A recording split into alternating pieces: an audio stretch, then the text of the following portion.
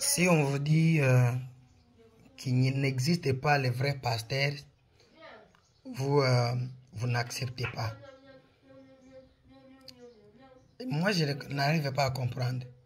Si on vous dit les faux pasteurs existent, vous niez. Est-ce que vous savez comment ils ont pris l'engagement d'être pasteurs?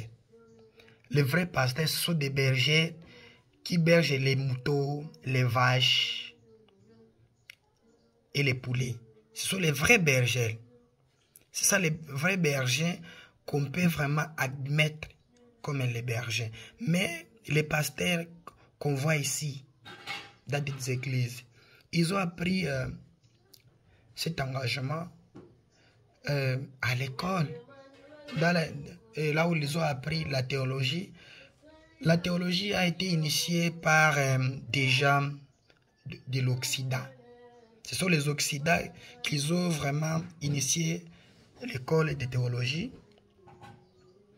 Le terme théologie est repris par Aristote. Aristote, vous le connaissez, il est comment on l'appelle? Il est Aristote, c'est un philosophe.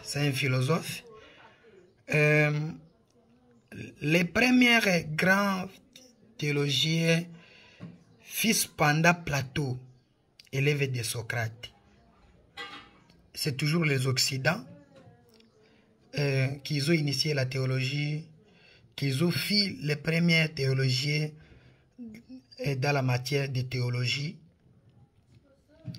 Une théologie qui n'envisage pas à laisser les péchés ou obéir le commandement de Dieu, mais uniquement, il faisait des recherches comment à savoir ce qui concerne la divinité. C'est une divinité soit ancestrale ou bien diabolique. Ça dépend de l'inspiration que Socrate avait ou bien Aristote. Alors nos pasteurs qui prend l'engagement de faire les études, après les études, il va venir nous montrer combien de fois ils ont à mesure de chasser les démons, de faire n'importe quoi dans des églises. Oui, ils ont appris ça, c'est un système, méthode et les moyens qu'ils utilisent pour convaincre les gens. Alors, est-ce qu'ils ont vraiment l'ambition de nous faire arriver quelque part ou bien de nous faire arriver en affaire? Tout ça, ce sont des questions à se demander. Mais tu vas voir que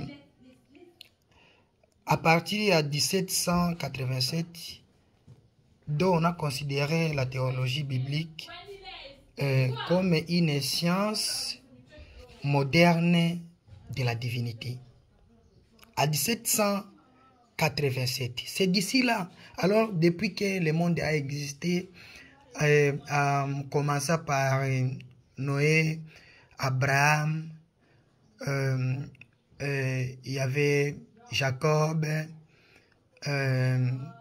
il y avait Moïse, tout, on descendait jusqu'à l'arrivée de Jésus. Mais ces gens-là viennent de commencer à 1787. C'est la honte. C'est la honte si la science qui vient de naître en 1787, c'est d'ici là. C'est d'ici là vraiment. Vous mettez dans des églises et on vous ment, on vous montre des gestes, des théâtres, des prophéties inutiles. On vous prophétise ce qui ne se réalise pas. Quelqu'un peut te dire, dans cette année, tu vas voir les voitures, une maison. Alors, qui a perdu ces voitures pour que ces voitures-là puissent être à vous? Qui a perdu ça? qui a paisi la maison, que l'église va vous donner ces maisons-là. C'est impossible. Il faut arrêter ça. Nous vous prêchons de revenir à l'ancienneté de notre divinité africaine. Nous vous prêchons la valeur africaine qui est notre puissance accompagnée par nos ancêtres. C'est ça les vrais dieux, les vraies divinités, les vraies naissances de toute l'humanité. Pas des pratiques qui viennent de l'Occident pour venir nous mentir et à nous aveugler. Tous nos cerveaux est vraiment comblé des enseignements inutiles bibliques.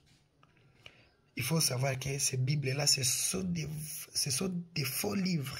Ce n'est pas un livre vraiment de la divinité qui inspire la parole de Dieu. Non, non, non, non.